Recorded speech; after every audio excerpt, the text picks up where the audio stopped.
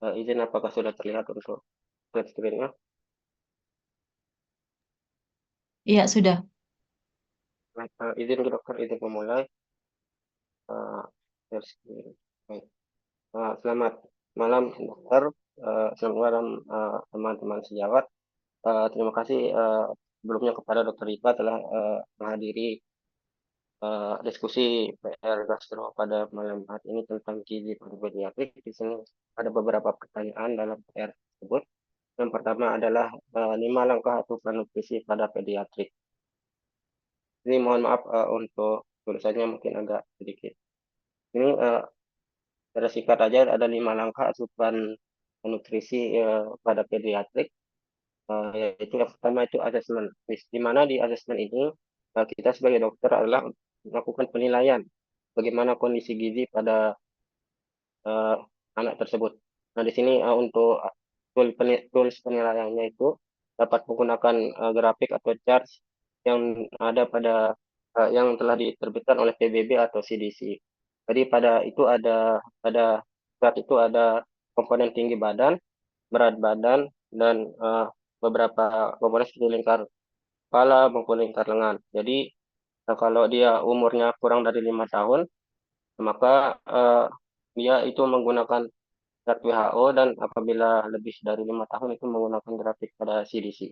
Nah di WHO itu ada Z-score juga. Kemudian langkah kedua itu ada penentuan kebutuhan gizi. Jadi itu menentukan kalori berdasarkan eh, ada kebutuhan energinya, ada REE ini. Kemudian ini juga sebenarnya saya kurang mengerti tentang REE ini. Melanjutkan terlebih dahulu, mungkin nanti akan kita eh, bahas pada diskusi. Kemudian ada pada kondisi eh, sangat sakit kritis dan kondisi yang tidak sakit kritis. Ada pada tidak sakit kritis itu ada gizi baik dan sampai gizi kurang. Kemudian ada juga obesitas.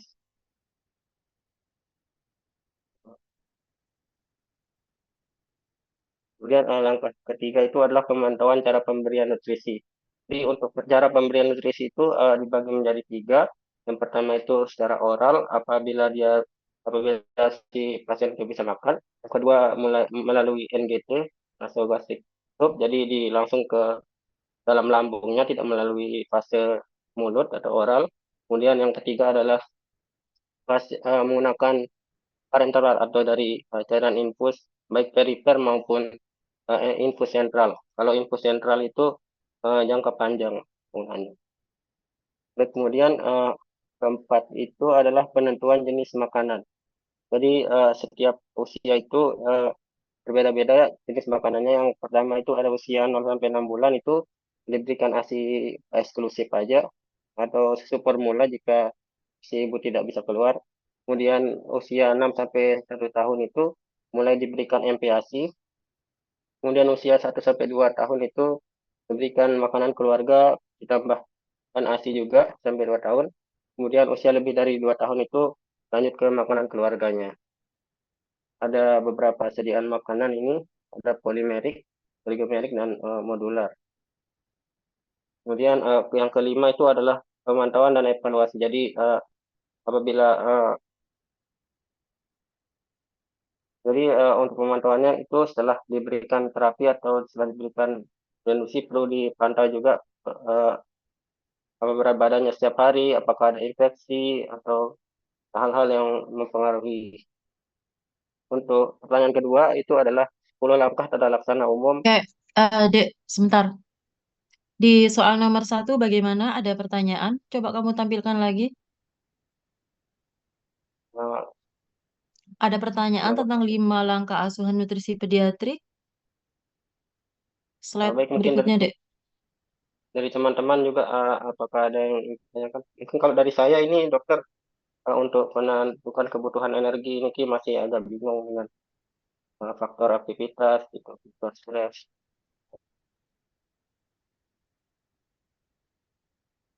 Yang mana ya yang bingung? Penentuan kebutuhan energi ini tidak ada Ya, rumus. coba. Ya, coba ininya bagaimana kalau gizi baik atau gizi kurang bagaimana? Tadi aku lihat kamu skip itu soalnya. Ini untuk eh, gizi baik sampai gizi kurang itu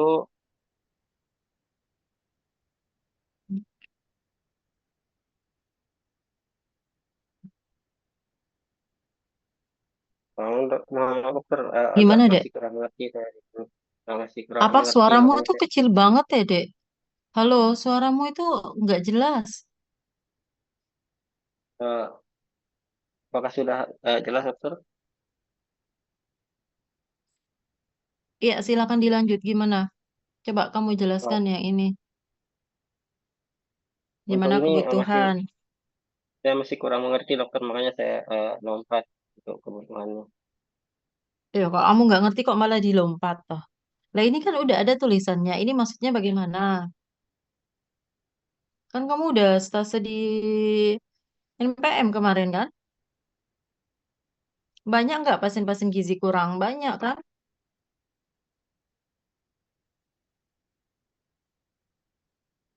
Banyak pasien baru tuh di Gilinangu tuh. Siapa yang gizi kurang? Si Raditya. Terus siapa lagi tuh? Nah, itu kan banyak itu. Gimana kemarin kamu menghitung kalorinya?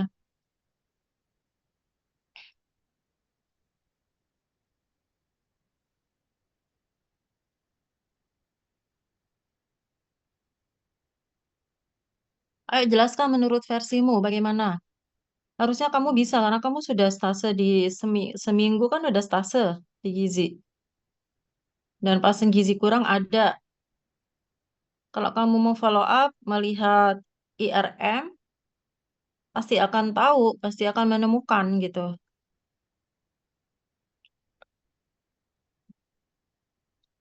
Kamu misalnya lihat di IRM, kamu cocokkan dengan PR atau teori yang sudah kamu dapatkan. Ya, harusnya bisa. Mungkin yang satu stase gizi yang lain bisa menjelaskan. Kan ada tiga kemarin. Siapa yang lainnya? Iya dokter, mungkin untuk saya kemarin lebih fokus pada penentuan energi berdasarkan kondisi dari pasien.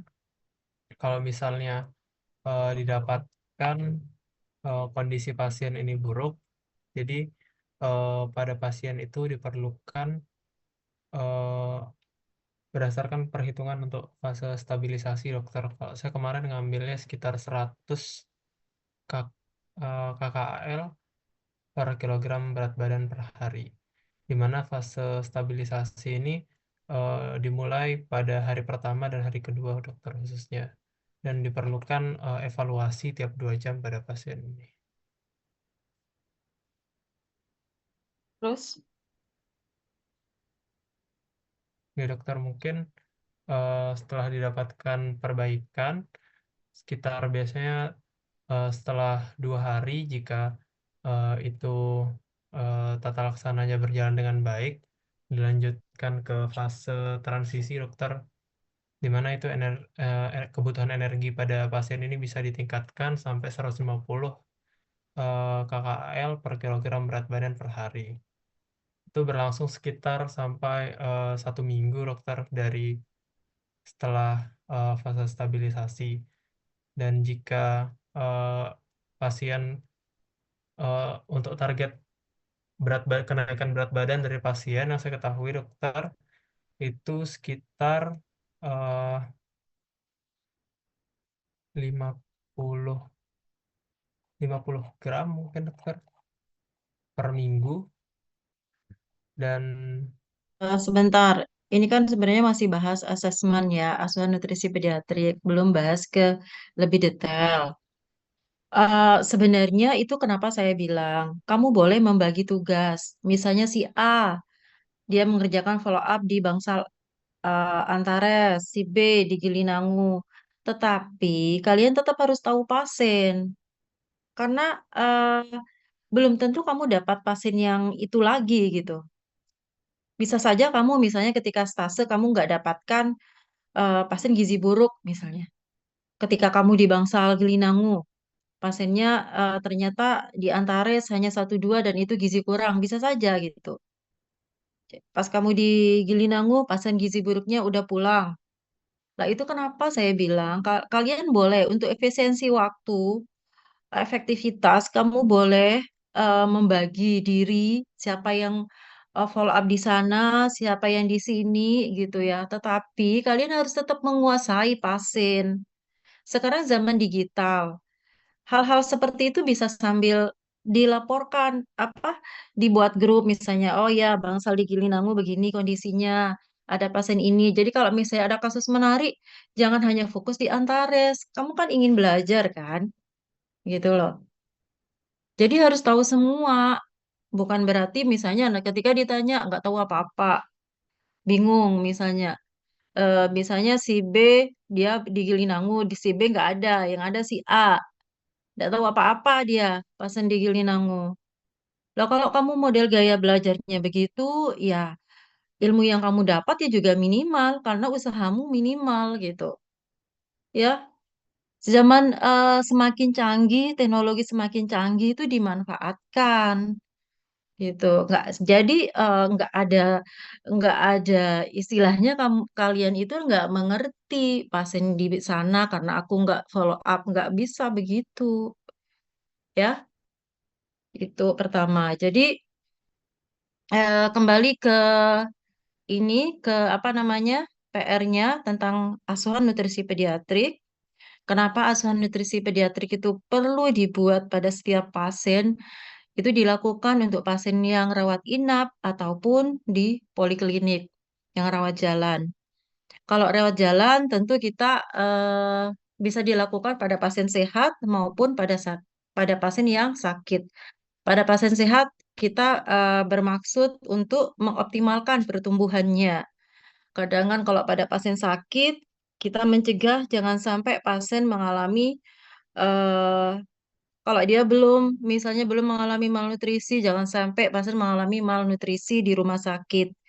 Kalau pasien sudah terjadi malnutrisi, jangan sampai karena kondisi malnutrisinya akan memperparah penyakitnya. Jadi itu tujuannya kenapa perlu dilakukan asuhan nutrisi pediatrik. Dan semua pasien rawat inap itu wajib atau rawat jalan itu wajib dilakukan asuhan nutrisi pediatrik.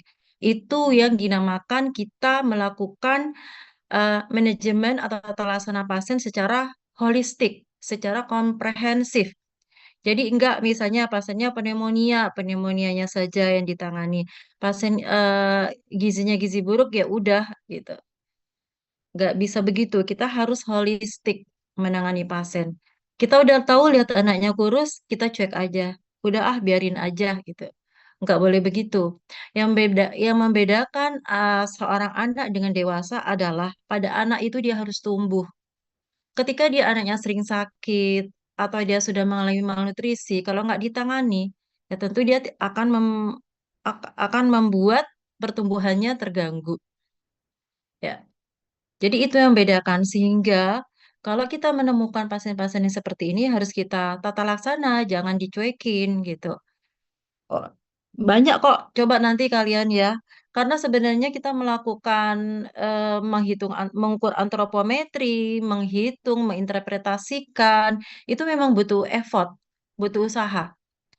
Coba nanti kalian kalau udah itu di lapangan eh bisa nggak secuek misalnya eh pasien dengan batuk pilek ya udah batuk pileknya anaknya tampak sangat kurus gitu eh dicuekin aja yang diobati hanya batuk pileknya tentu itu sikap yang nggak bagus jadi itu tujuannya dilakukan asuh nutrisi pediatrik ya.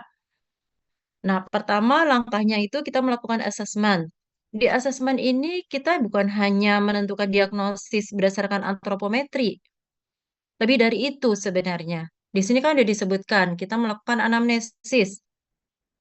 Di sini kita melakukan anamnesis termasuk lebih detail tentang bagaimana riwayat pemberian makan dia. Kenapa kita harus lebih detail? Karena kita akan mencari faktor resiko. Karena apa sih faktor resikonya dia? Kenapa anak ini misalnya mengalami malnutrisi? Bagaimana makannya sehari-hari? Secara kualitas dan kuantitas sudah baikkah? Nah, di situ di asesmen ini kita lakukan. Kemudian yang kedua, kita juga mencari penyakit komorbid. Biasanya gizi buruk itu tidak berdiri sendiri ya.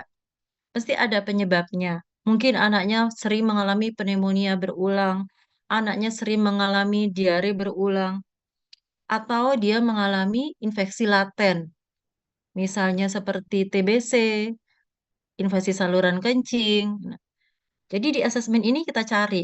Setelah itu kita tentukan antropometrinya.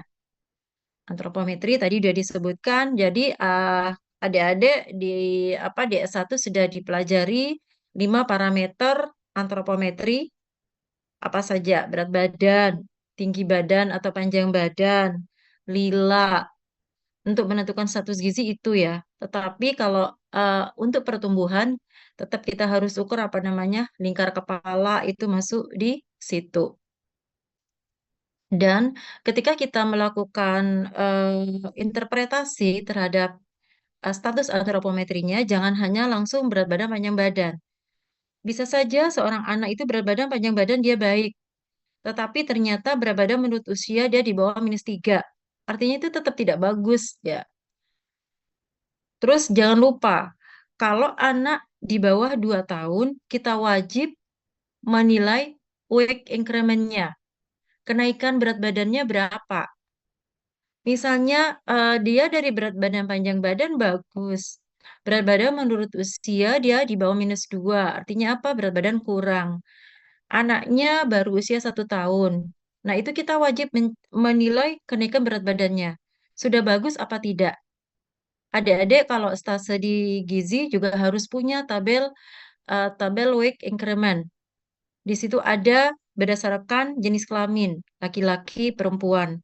Itu tabel weight increment itu ada tabel weight increment eh, 1 bulan, 1 bulan, 2 bulan, 3 bulan, 4 bulan, dan 6 bulan. Jadi berapa kenaikannya? Kalau kenaikan berat badannya berada di bawah persentil 5, maka anak itu bisa dikatakan sebagai mengalami failure to thrive atau weight faltering. Itu kenapa kita harus menilai semua parameter tadi. Ya. Terus yang nomor 2, menentukan kebutuhan energi. Nah, menentukan kebutuhan energi itu kita harus tahu apa status gizi anak tersebut. Apakah gizi buruk, apakah gizi baik, atau gizi kurang, atau dia stunting misalnya, ya, atau obesitas. Jadi harus sesuai status gizi. Terus kita juga bisa membedakan apakah dia dalam kondisi kritis atau non kritis. Kalau dia kondisi kritis, bisa menggunakan rumus yang ada di sini nih. Jadi energi ekspenditurnya dikali faktor aktivitasnya dikali faktor stres. Misalnya pasien-pasien kondisi kritis yang lagi dirawat di PICU post-op misalnya. Post operasi, itu kan ada faktor stresnya. Nah, itu nanti ada. Kalau faktor stres itu nanti kalian bisa cari faktor stres misalnya post-op berapa, eh, hipertermia berapa, itu ada konstantanya itu ada koefisiennya. Jadi udah tetap di situ. Kemudian dikali faktor aktivitas. Pasien yang misalnya tirah baring dan yang enggak itu berbeda. Yang menggunakan ventilator dan enggak itu berbeda. Atau kita juga bisa menggunakan beberapa rumus yang sudah paten. Misalnya bisa kita menggunakan rumus Scoville atau Caldwell. Ya, bisa menggunakan itu. Terus yang kondisi tidak sakit kritis. Ini terutama yang harus kalian kuasai.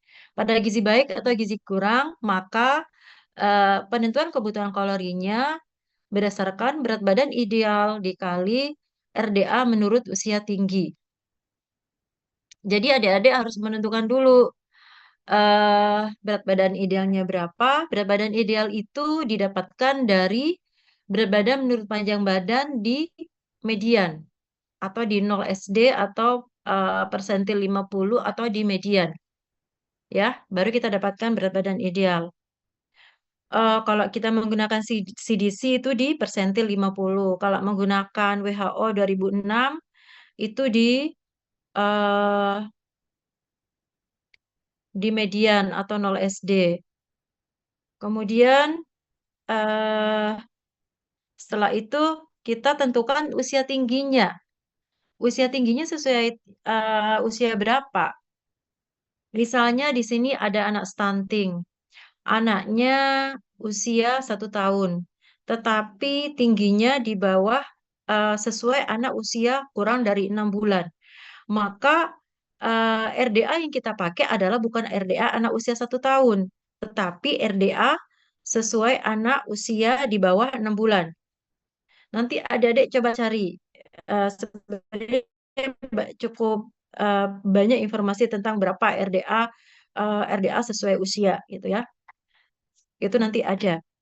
Ya, jadi seperti itu maksudnya di gizi kurang ini. Kalau obesitas sama juga dia berdasarkan BB ideal dikali RDA menurut usia tinggi. Tetapi dalam penurunan ininya kalorinya kita bertahap. Kita biasanya kita kurangi 20% gitu, nggak terlalu banyak. Karena apa? Karena pada anak-anak obesitas itu dia mengalami apa anak-anak itu kan masih mengalami pertumbuhan. Kalau kita terlalu strict menurunkan kalorinya akan mengganggu pertumbuhan anak tersebut. Terus lanjutkan di nomor 3.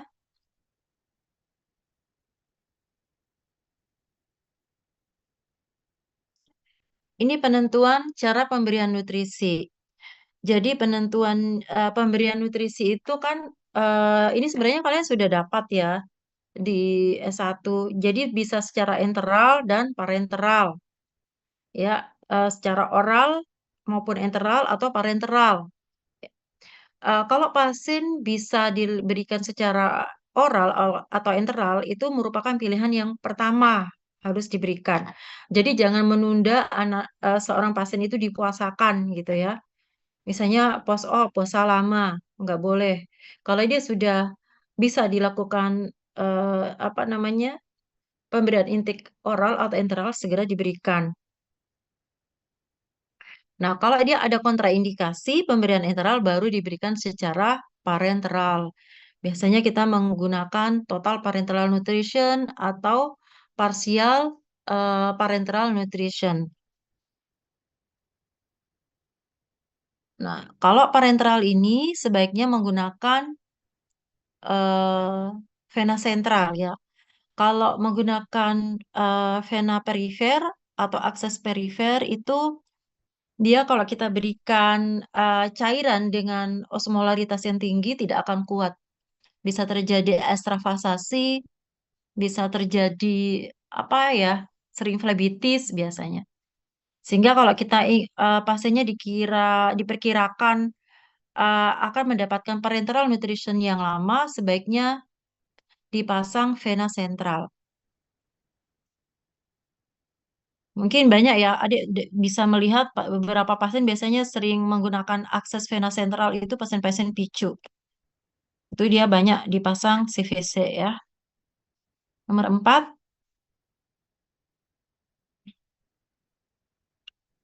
lah ini penentuan jenis makan. Jadi penentuan jenis makan ini tergantung apa? Tergantung usia, tergantung penyakitnya. Misalnya pada pasien anak kolestasis, maka kita berikan eh, apa nutrisi yang modular.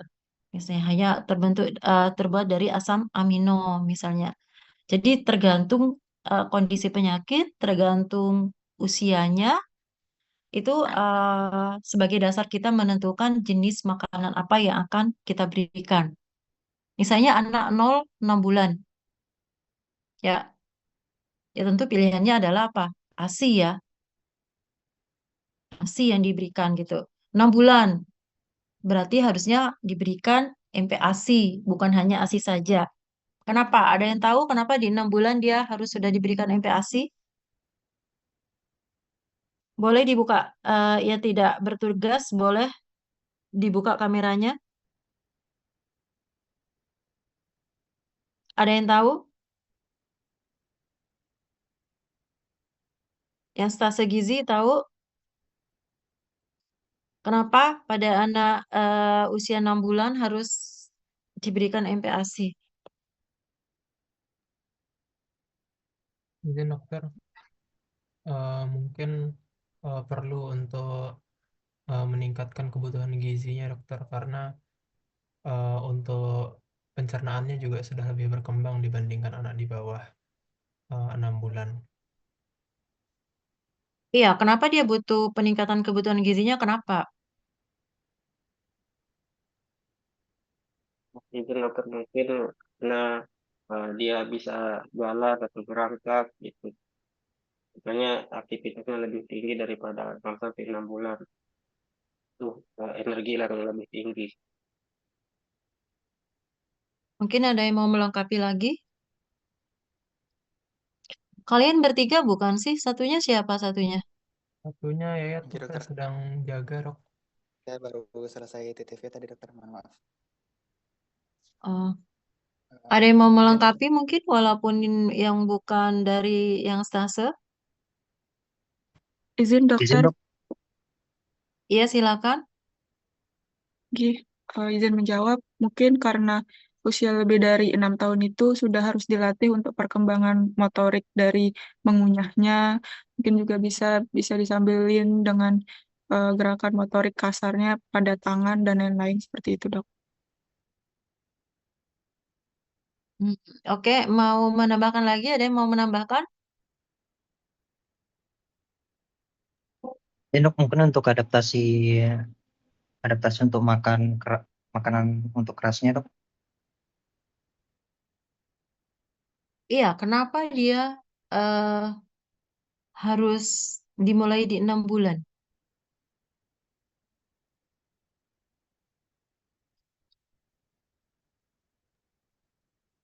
Mungkin izin dokter, sama seperti yang Citra tadi, di sini perkembangan orofaringnya sudah mulai masuk, harus sudah bisa distimulasi tadi, seperti kata Citra, motoriknya. Dan juga di samping itu dari segi resting energi expenditure-nya sudah lebih tinggi dibandingkan dengan saat dia usia di bawah 6 tahun tadi dokter. Kenapa nggak mulai 4 bulan saja? Kan ada anak usia 4 bulan dia udah siap motoriknya, oromotornya itu udah bagus gitu. Kenapa nggak dimulai aja dari 4 bulan? Kok ditetapkan usia 6 bulan?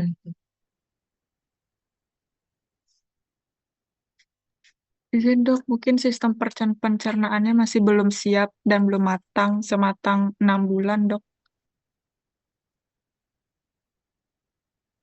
Iya, ada lagi yang mau nambahin?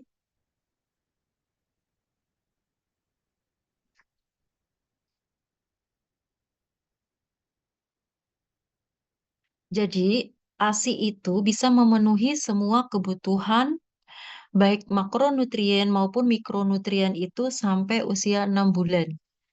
Itu masih bisa terpenuhi dari penelitian. Setelah usia 6 bulan, dia mulai ada gap, ada kekurangan di situ. Misalnya proteinnya ternyata kalau hanya dari ASI dia kurang. Ya, misalnya kalau usia 6 bulan itu kan kebutuhan protein bayi tersebut tercukupi semua dari ASI. Setelah usia 6 bulan, protein udah nggak tercukupi. Karbohidratnya udah nggak tercukupi. Lemaknya udah nggak tercukupi. Sehingga kenapa dia, jadi kalau dia usia 6 bulan itu kan eh persentasenya itu kan ASI 70%, MPASI 30%. Nah, itu dia ada gap segitu. Jadi yang gap 30% ini dipenuhi dari pemberian MPASI. Demikian bukan hanya makronutrien saja, beberapa zat-zat penting seperti zat besi, vitamin D, zinc, vitamin A itu juga mengalami kekurangan. Jadi dia sudah tidak bisa dipenuhi oleh hanya ASI saja. Itu kenapa eh, disarankan di usia 6 bulan itu mulai diberikan MPASI. Apa akibatnya kalau telat? Kalau telat, ya tentu dia anak ini akan berisiko mengalami malnutrisi, kekurangan baik itu mungkin kekurangan beberapa vitamin ataupun mineral atau kekurangan protein, karbohidrat dan lemak gitu ya. Akibatnya apa? Anaknya bisa mungkin dia terjadi weight faltering, kalau itu ditunda gitu ya. Mungkin dia mengalami anemia. Itu kenapa seperti itu alasannya. Selain kalau dipercepat juga nggak bagus.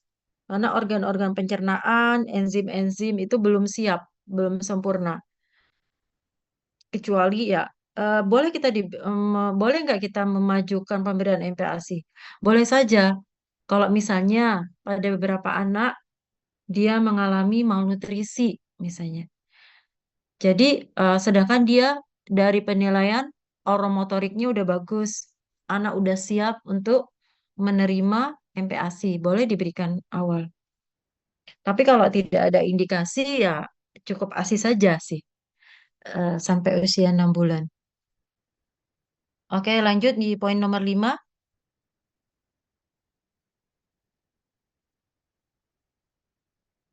Pemantauan dan evaluasi. Nah, di sini tujuannya adalah untuk mengevaluasi tata laksana yang kita berikan, untuk menilai toleransi terhadap diet yang kita berikan. Apakah anak tersebut misalnya intoleran? Misalnya pasien ini diberikan pasien gizi buruk, kita berikan susu F75. Pada beberapa pasien mungkin ada yang mengalami intoleransi laktosa misalnya. Di situ kita menilai. Kemudian selain menilai toleransi, mungkin apakah ada alergi atau mungkin ada efek samping yang lain. Serta yang tidak kalah pentingnya adalah menilai keberhasilan tata laksana yang kita berikan. Apakah cukup pasien ini diberikan sekian banyak atau masih perlu kita naikkan lagi? Jadi itu untuk pemantauan dan evaluasi di sini penting ya. Jadi kenapa misalnya kita harus pada pasien gizi buruk di fase ini kita harus melakukan di fase rehabilitasi terutama karena di situ adalah fase tumbuh kejar kita melakukan penimbangan berat badan. Tujuannya itu. Jadi kalau misalnya oh dengan segini dia udah cukup ya udah nggak usah dinaikin gitu. Apalagi misalnya anak tersebut kalau dinaikin misalnya dia tampak muntah, tampak nggak nyaman gitu. Kalau udah cukup dan segitu ya sudah dan kenaikannya bagus sudah ya. Tetapi kalau dia tidak bagus kenaikannya kita harus evaluasi. Apakah diet yang kita berikan belum cukup atau mungkin memang ada penyakit lain yang mungkin belum kita bisa tegakkan, beberapa infeksi laten misalnya, karena itu akan mempengaruhi tubuh. Jadi kalau dia ada infeksi laten, tentu tubuh kita kebutuhan akan energi itu meningkat. Oke, terus lanjut PR nomor 2.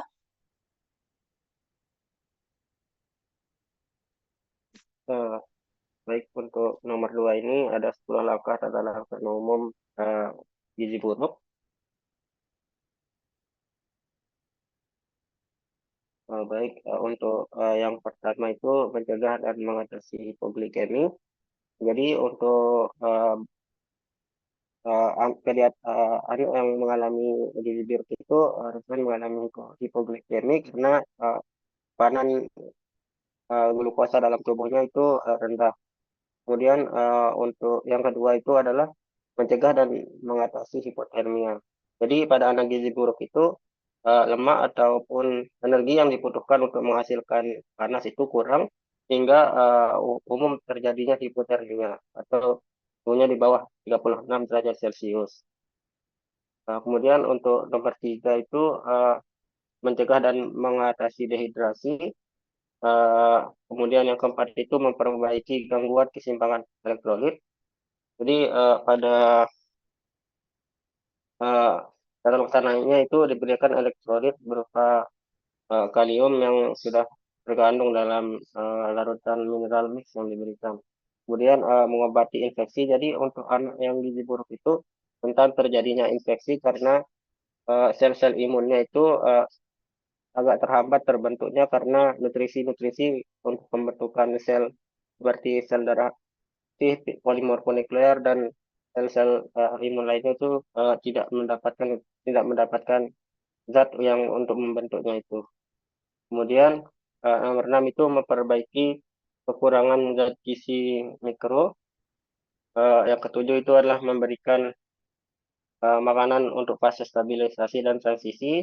Dan yang ke-8 itu untuk memberikan makanan tumbuh kejar. Jadi ada fase-fasenya nanti akan dijelaskan pada slide selanjutnya. Kemudian yang ke-9 itu memberikan stimulasi tumbuh kembang. Jadi stimulasi tumbuh kembang berupa support eh, keluarga dan lain-lain. Kemudian 10 untuk memberi persiapan tindak lanjut di rumah.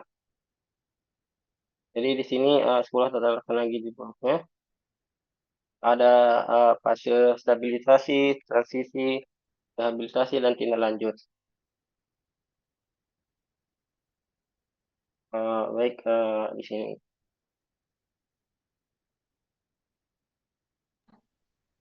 Untuk soal nomor 2 ini ada pertanyaan. Kamu tampilkan dari atas lagi, Dek.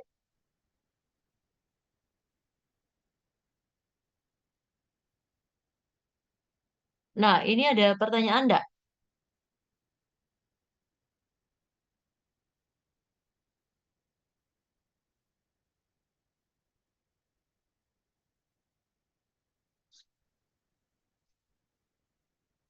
Sudah paham semua? 10 langkah tata laksana gizi buruk?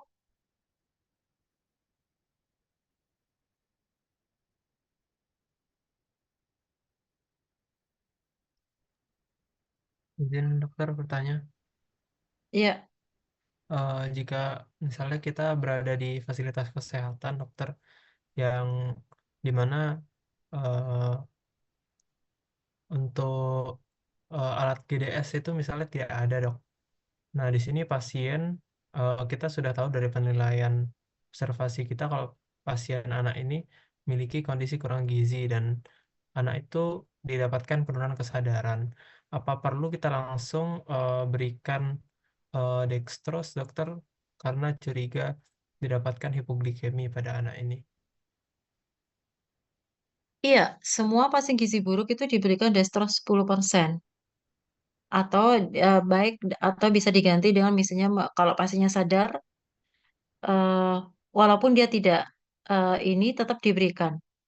Ya, ke, eh, kalau dia udah jelas, lah itu harus segera di ini ya. Tetapi kalau misalnya anaknya masih sadar, tetapi dia gizi buruk, itu juga diberikan, semuanya diberikan daster 10%. Nanti itu akan dibahas di soal berikutnya, ya. Nanti kan ada, kalian belajar tentang kondisi, kondisi pada gizi buruk, ya kan? Terus lanjut deh. Jadi 10 langkah tata laksana gizi buruk itu semua dilakukan pada pasien gizi buruk ya. Misalnya eh, tadi mencegah dan mengatasi hipoglikemi, mencegah dan mengatasi infeksi, bagaimana mencegah dan mengatasi hipotermia gitu ya. Jadi kalau dia udah terjadi hipotermia ya kita lakukan manajemen secara aktif. Kalau terjadi hipotermia, kan mencegah, berarti harus diatasi. Apa mencegah dan mengatasi. Kalau sudah terjadi hipotermia berarti kita harus mengatasinya. Kalau sebelum terjadi hipotermia, apa yang kita lakukan untuk mencegahnya? Minta ibunya memakaikan pakaian yang tertutup, baju lengan panjang, dipakein kaos kaki, dipakein topi. Itu caranya kita eh, mencegah hipotermia. Hipotermia itu jangan dianggap remeh ya. Nanti kalau kalian kalau misalnya udah di lapangan kalian akan tahu bahaya hipotermia itu apa. Apalagi pada bayi-bayi muda gitu ya. Terus dia mengalami gizi buruk. Nah, itu kan itu akan gampang terjadi tiba-tiba pasiennya kalau kayak gitu kalau kena hipotermia itu biru, nggak napas kayak gitu. Jadi bahaya. Itu kenapa eh, kita harus melakukan manajemen hipotermia ini pada pasien gizi buruk. Pasien bisa berhenti apa? Bisa berhenti mendadak jantungnya, henti jantung mendadak kalau pasien hipotermia itu. Dan metabolisme tubuh kan kalau terjadi hipotermia tidak akan terjadi kan? Sehingga dia bisa biru-biru salah satu gejalanya. Nah, terus yang selanjutnya, Dek, Mencegah dan mengatasi dehidrasi. Jadi mencegah itu misalnya pada pasien gizi buruk dia ada diare, tetapi dalam pemeriksaan belum ada dehidrasi. Nah, bagaimana cara mencegahnya? Kita berikan apa? Kita berikan Resomal. Tapi kalau sudah terjadi dehidrasi, maka kita lakukan rehidrasi pada gizi buruk. Nah, bagaimana cara melakukannya? Nanti akan seharusnya kalau kalian membahas di soal berikutnya yang menanyakan tanda bahaya dan kondisi pada gizi buruk itu akan ada pembahasan di situ ya. Jadi kalau yang ini misalnya anak usia kurang dari 2 tahun diberikan Resoma 50 sampai 100. Ini tujuannya untuk pencegahan ya. Kalau sudah terjadi dehidrasi bukan begini cara melakukan rehidrasinya. Ada rehidrasi pada anak dengan gizi buruk dan itu berbeda dengan anak yang tanpa gizi buruk. Nih, ya, ini jelas mengatasi infeksi, maka diberikan apa kalau mengatasi infeksi? Antibiotiknya apa yang diberikan kalau dia untuk mengobati infeksi? Semua pasien gizi buruk kita berikan antibiotik. Misalnya pasien gizi buruk di rawat jalan. Dia tidak ada demam, tidak jelas ada sumber infeksinya dari mana. Tetapi kalau dalam manajemen pertama kita menemukan kasus gizi buruk, kita berikan antibiotik. Karena kita anggap anak yang gizi buruk itu mengalami adalah anak yang imunokompromis, daya tahan tubuhnya rendah. Kita tidak tahu mungkin dia pada anak-anak yang kompromis begitu kadang misalnya ada ISK, dia tidak terlalu bergejala gitu. Sehingga eh, dianggap karena gizi buruk dianggap pasien imunokompromis, semua anak yang gizi buruk pada awal tata laksana itu diberikan antibiotik. Terus antibiotiknya apa di sini yang diberikan? Di sini masih nggak disebutkan antibiotiknya apa yang diberikan. Antibiotik spektrum luas, dokter. Spektrum luas, Iya, dokter. apa? Amoxicillin Pilihan 15 pertamanya apa? amoxicillin, dokter. Iya, berapa dosisnya? Berapa lama diberikan? 15 mg per kilogram berat badan per 8 jam. Bisa diberikan Diberikan per berapa orang hari? selama 5 hari, dokter. Oke, itu kalau tanda infeksinya tidak Kalau jelas. tanpa Kalau komplikasi dia ya. disertai dengan infeksi yang jelas, misalnya pasiennya meningitis, pasiennya eh, pneumonia, maka antibiotiknya diberikan sesuai jenis penyakitnya. Kalau sudah diketahui penyakitnya apa. Terus yang keenam apa ini? Nah, ini di PR nomor 6, zat gizi mikro apa saja yang diberikan?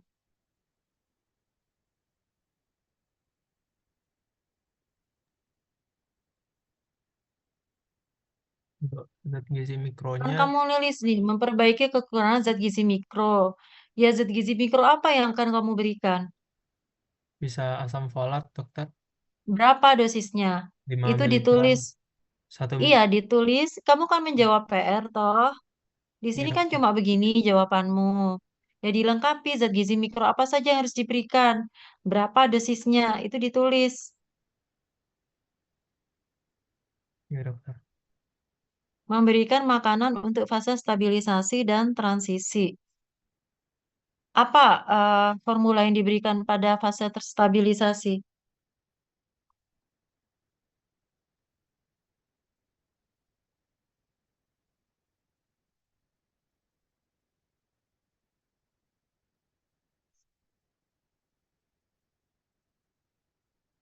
Apa, Dek? Kalau kamu udah pada fase stabilisasi diberikan formula apa pasiennya?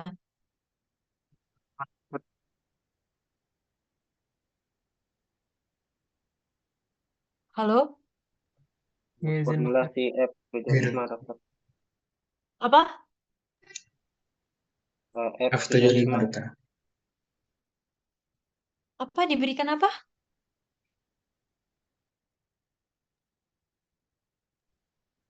Ayo, Sahda, diberikan apa, Sahda? Diberikan F75, dokter. Nah, diberikan F75. Kayak gini aja sebenarnya sederhana ya. Sebenarnya kan itu banyak pasien-pasien gizi buruk ya. Kalau kalian pastikan kalian itu ngapain sih kalau saya visit itu kadang kalian nggak lihat apa yang saya tulis. Saya nulis ngetik entah di mana. Di situ kan kalian sebenarnya bisa bertanya ketika saya ngetik, saya menuliskan apa, kenapa diberikan ini. Karena kalian tidak terlalu tahu pasiennya, makanya nggak bertanya. Kalau kalian mempelajari pasiennya, pasti akan timbul pertanyaan. Kok sudah diganti, dok? Kenapa diberikan? Kan gitu. Tapi kan kalian diem aja. Saya juga bingung apa, kok diem apa, kenapa dia diem aja. Kadang menjauh, apa coba kamu yang didapatkan dari visita yang seperti itu. Padahal ketika visita itu banyak bisa transfer ke knowledge loh di situ. Kalau kalian mau. Jadi fase stabilisasi itu diberikan namanya formula F75. Transisi itu fase penyesuaian kan, nanti akan kita pelajari lagi. Ketika rehabilitasi, di transisi ini sudah mulai diberikan F100. Nanti di fase rehabilitasi juga diberikan F100. Nah, bagaimana kalau pasien rawat jalan? Formula apa yang kalian berikan?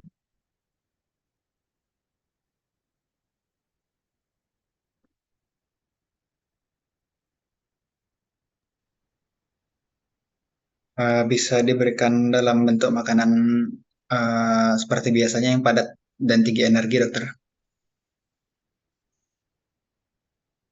Saya tanya formula. Formula susu apa yang kalian berikan?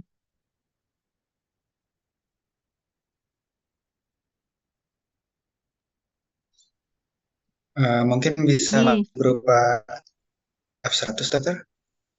apa?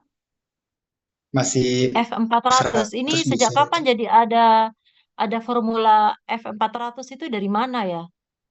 F100, dokter, maaf.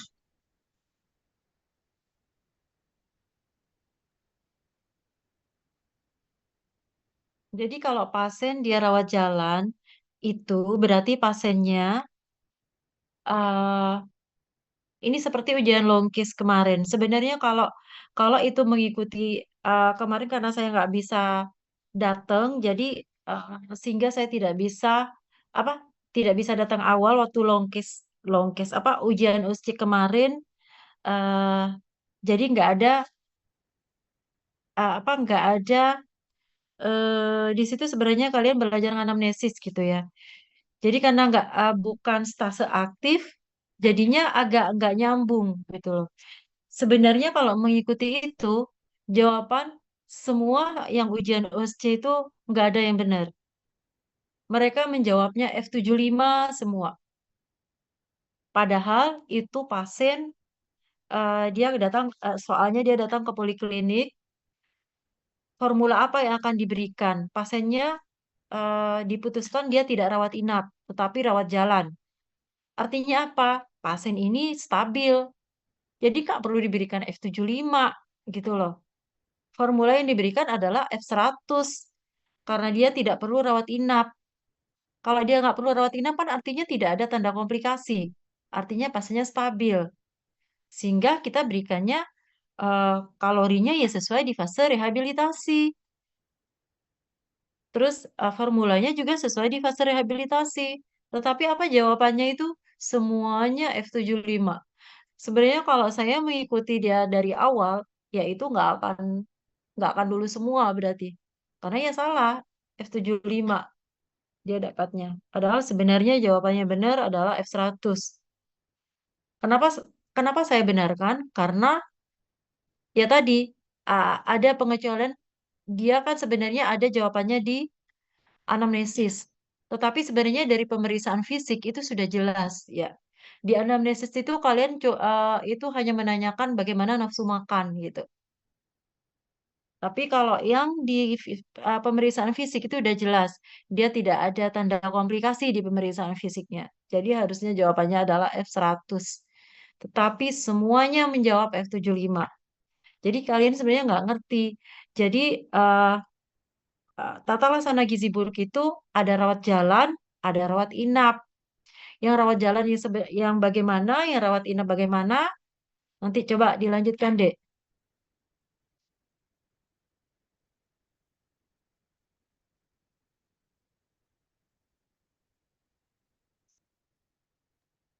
Ayo, silakan. izin izin melanjutkan di sini untuk tanda bahaya dan tanda penting yang harus diperiksa pada anak gizi buruk.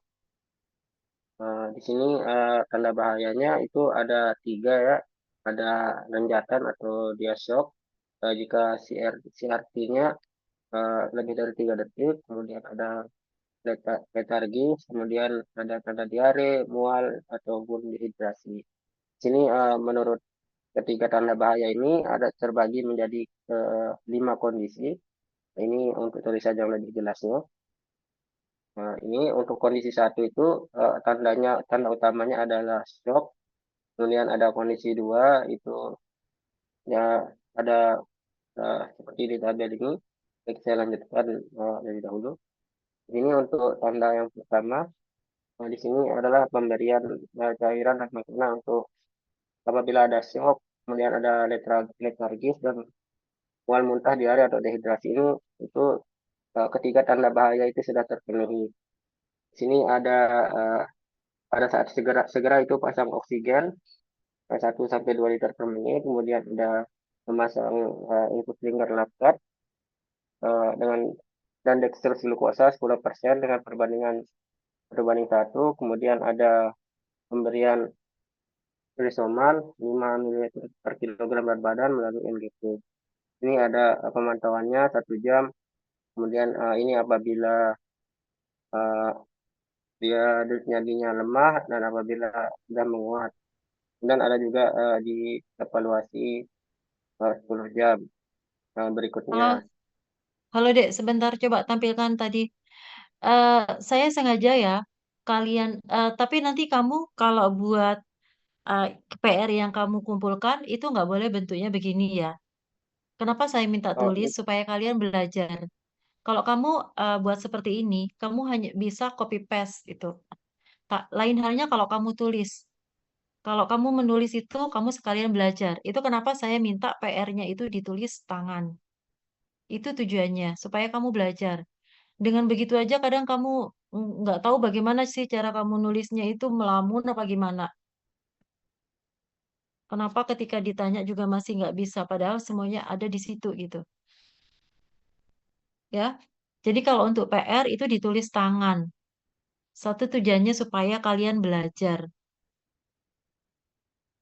Ya, jadi coba tampilkan yang pertama. Jadi kalau kita menemukan pasien gizi buruk, yang pertama yang kita harus periksa adalah ada nggak tidak 3 tanda bahaya ini. Apakah ada shock? Apakah pasiennya letargis? Apakah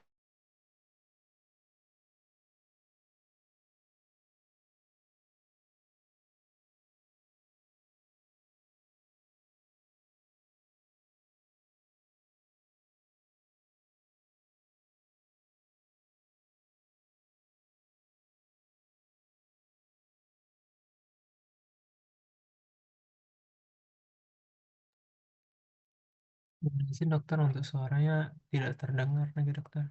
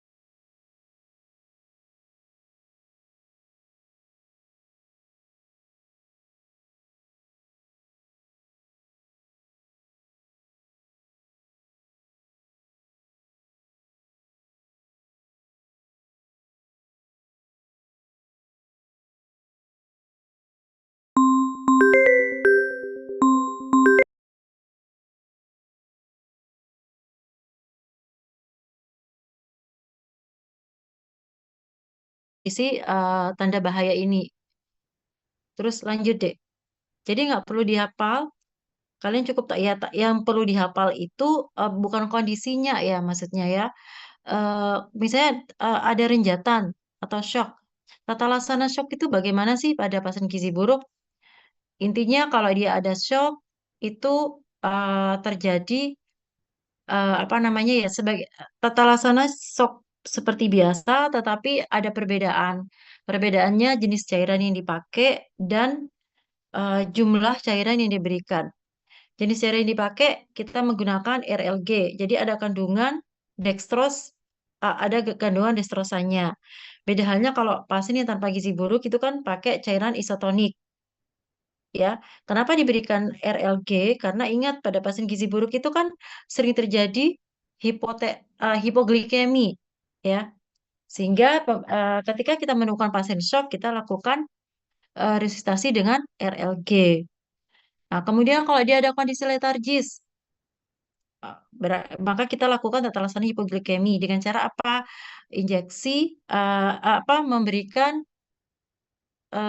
glukosa 10% sebanyak 5 cc per kilo. Kalau tidak ada glukosa 10% pakai apa? Boleh pakai gula pasir misalnya. Tetapi tentu kalau dia gula apa namanya cairan gula itu kan tidak bisa masuk.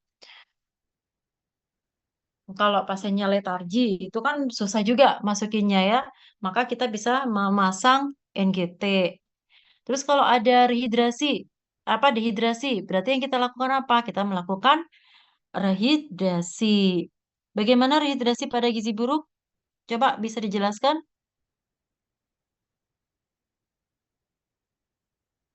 Mana kelanjutannya? Coba, bagaimana melakukan rehidrasi pada gizi buruk?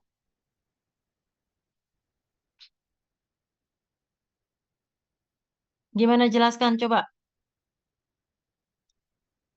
Ini siapa yang mau menjelaskan?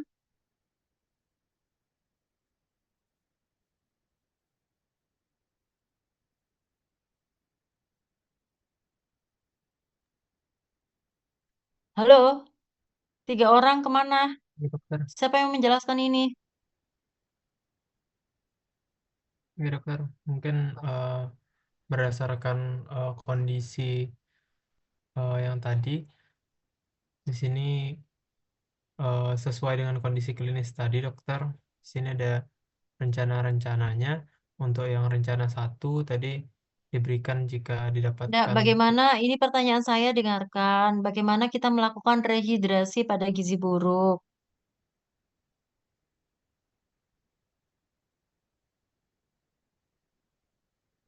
dilakukan rencana 3, dokter. Nggak usah apalin rencananya, saya bilang itu. Kamu nanti bingung loh, susah loh menghafal sebanyak ini.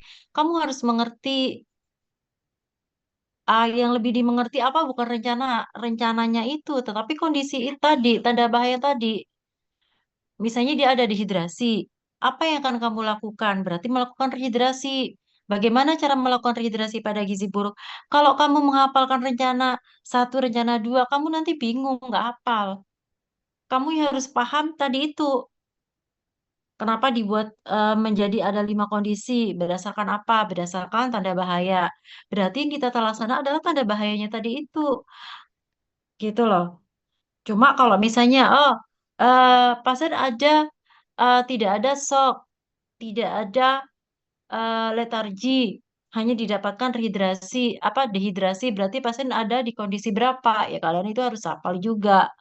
Cuma untuk memahami tata laksana yang banyak ini, kamu harus paham apa yang terjadi pada masing-masing eh, tanda bahaya tadi gitu.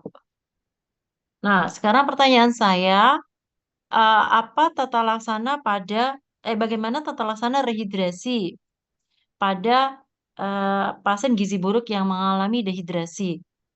Oke, diberikan Resomal 5 mg per kilogram berat badan, dokter. Tiap 30 menit pada 2 jam pertama, dokter. Terus, Lalu dilanjutkan 5 sampai 10 mg per kilogram berat badan per jam selama 4 sampai 10 jam berikutnya dengan F75, dokter. Gimana? Coba diulangi.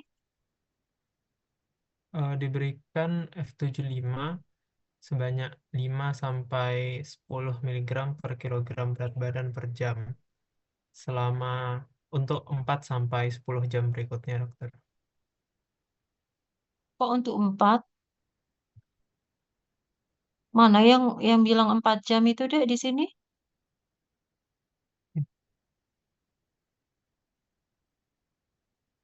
Nggak ada yang bilang 4 jam, mana yang bagian mana yang 4 jam? Untuk 10 jam berikutnya, dokter. Setiap 1 jam. Ya, jadi kalau tata laksananya kan bisa dilihat di sini ya. Kalau untuk semua pasien gizi buruk, memang kita berikan glukosa. Jadi dianggap letargi ya. Diberikan glukosa. Cuma kalau dia udah benar-benar terjadi letargi atau terjadi hipoglikemi, maka pemberiannya nggak nggak cuma seperti ini. Ada evaluasi, dicek lagi darah apa GDS-nya setelah itu kalau dia ada kondisi letargi. Tapi semua pasien gizi buruk itu tetap diberikan glukosa. Nah, untuk rehidrasinya itu kita menggunakan Resomal, ya. Jadi tidak ada ceritanya menggunakan infus kalau rehidrasi pada gizi buruk itu.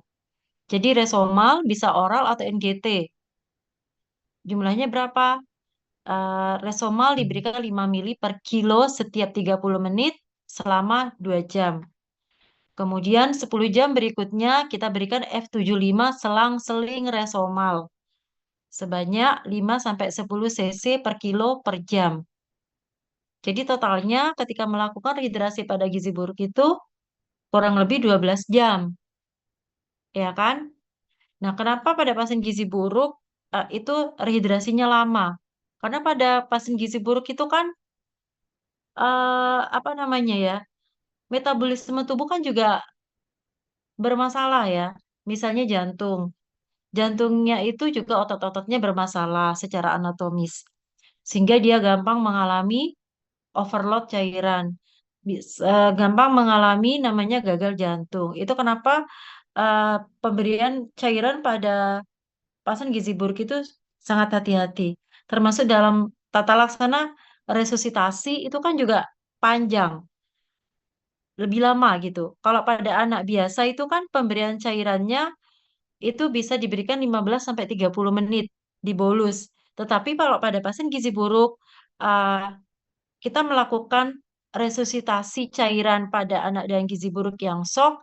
Cairannya itu diberikan bukan 20 cc tetapi 15 cc per kilo diberikan selama 1 jam. Itu perbedaannya, ya. Kayak, jadi itu nanti bisa dibaca sendiri, cara memahaminya seperti itu, ya. Seperti yang saya jelaskan. Lanjut, lanjut ke nomor selanjutnya, Dek.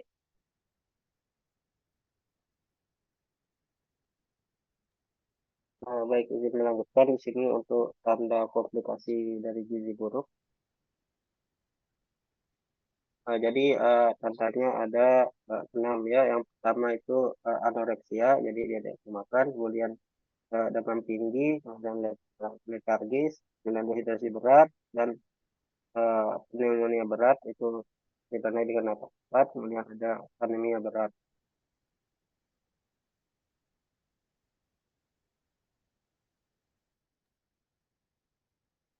Terus,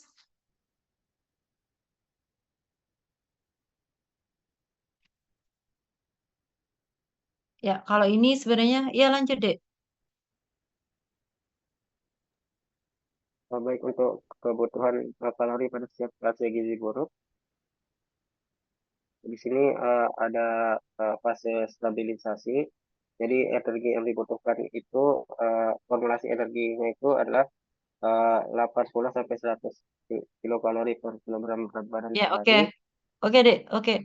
Jadi ini bisa dibaca sendiri ya. Intinya pada gizi buruk itu kita memberikan kalori itu bertahap ya. Tidak langsung misalnya supaya anaknya naiknya cepat harus langsung diberikan segini. Enggak, dia butuh penyesuaian. eh Termasuk penyesuaian terhadap misalnya fungsi ginjal, fungsi jantung. Itu kenapa kan proteinnya juga misalnya nih, kita proteinnya kan tidak langsung tinggi. Di fase stabilisasi kita berikan 1 sampai 1,5 gram. Nanti di fase rehabilitasi dia bisa sampai 4 sampai 6 gram. Kenapa begitu? Karena dia butuh kesiapan organ-organ tubuh ya. Seperti di fase stabilisasi, kenapa protein diberikan rendah supaya tidak membebani fungsi ginjal, fungsi hati gitu. Itu kenapa diberikannya bertahap supaya organ-organ tubuh itu menyesuaikan dulu dengan dia sebelumnya mengalami kelaparan, terus kita langsung berikan apa namanya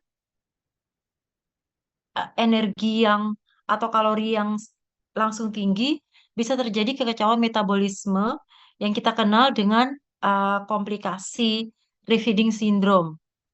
Ya, refeeding syndrome itu bisa terjadi kalau kita terlalu cepat memberikan kalori yang tinggi pada pasien dengan gizi buruk. Oke, next PR selanjutnya.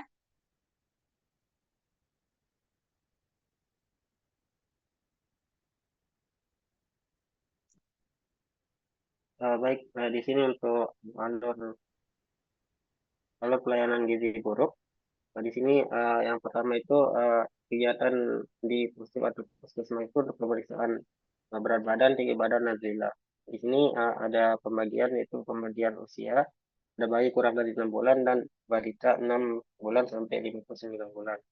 Nah, untuk di bayi 6 bulan ini, jika ditemukan tanda seperti Z-score-nya kurang dari minus 3D, kemudian ada edema, ada tidak bisa menyusu atau lemah tidak menyusu, kemudian ada berat badan yang stagnan atau turun, kemudian ada komplikasi medis yang tadi di nomor 4. Itu perawatannya itu adalah rawat inap. Kemudian untuk usia balita ini, yang pertama itu yang kategori rawat inap itu yaitu adanya komplikasi medis, kemudian adanya nilainya kurang dari 11,5, reskornya kurang dari 3 SD. Nah, untuk yang rawat jalan ini, yaitu bedanya dengan rawat inap itu tidak punya komplikasi. Kemudian untuk yang uh, pemantauan pemulihan ini, itu tidak ada edemanya, kemudian tidak ada komplikasinya, namun lilanya itu agak sedikit kurang, itu 11,5 sampai 12,5. Dan skornya juga mendekati kurang minus 3, itu antara minus 2 sampai minus 3 standar deviasi. Mungkin begitu.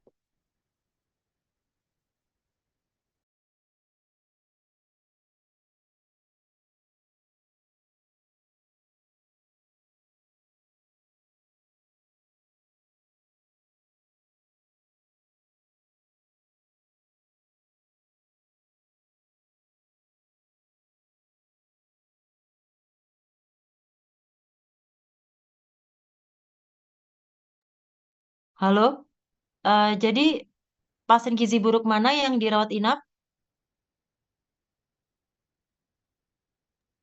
Untuk yang dirawat inap itu yang memiliki komplikasi medis. Terus, Kemudian yang Z-score-nya kurang dari 3 standar deviasi. Dan kalau bayi itu, kalau bayi kurang dari 6 bulan itu yang tidak mau menyusui, berat badannya itu stagnan atau tidak naik-naik dan turun, bisa turun ya.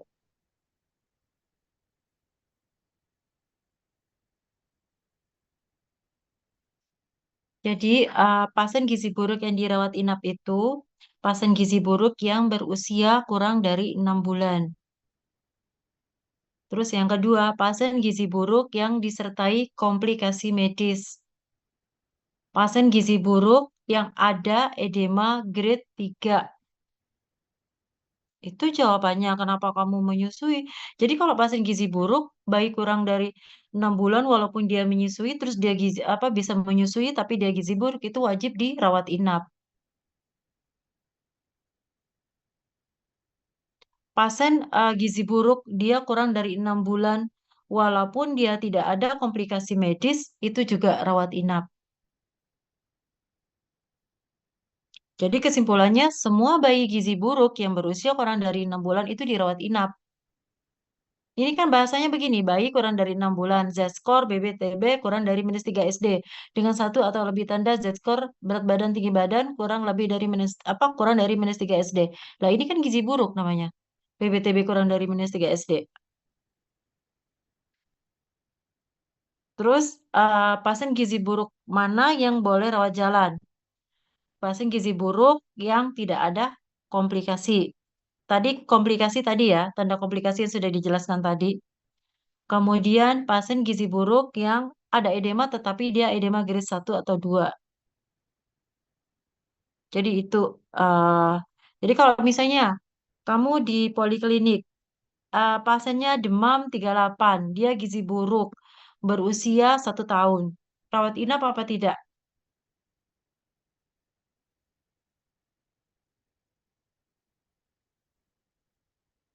Bagaimana? Presentan?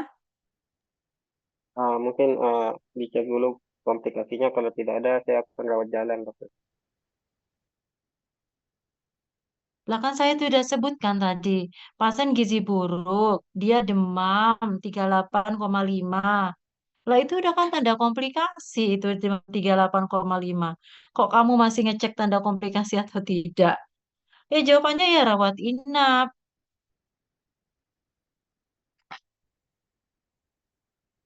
Oke, lanjut. Lanjut deh. Masih ada apa enggak? Sudah habis, Habis. dokter. Sekarang saya ada tugas. Silakan kalian kerjakan, nanti dikumpulkan di meja saya. Saya bisa share ini. Coba di stop dulu. Saya share PR-nya.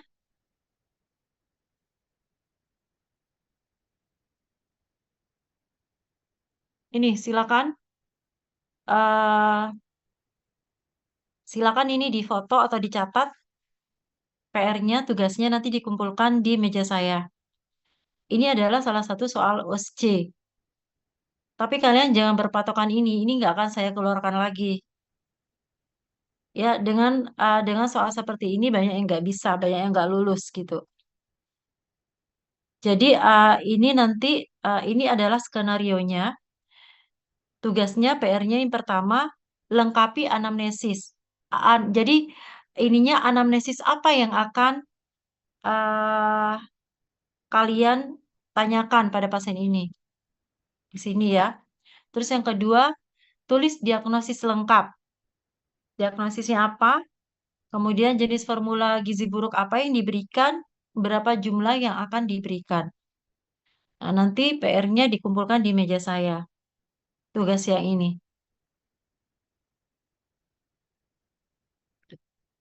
Oke, sudah ini udah dicatat atau difoto?